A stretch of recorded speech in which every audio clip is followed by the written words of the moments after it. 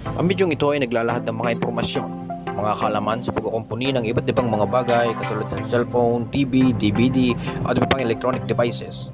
Kasama na rin ang pagkukumpuni ng mga motorsiklo, engine overhaul, tune-up, change oil, and electrical problems.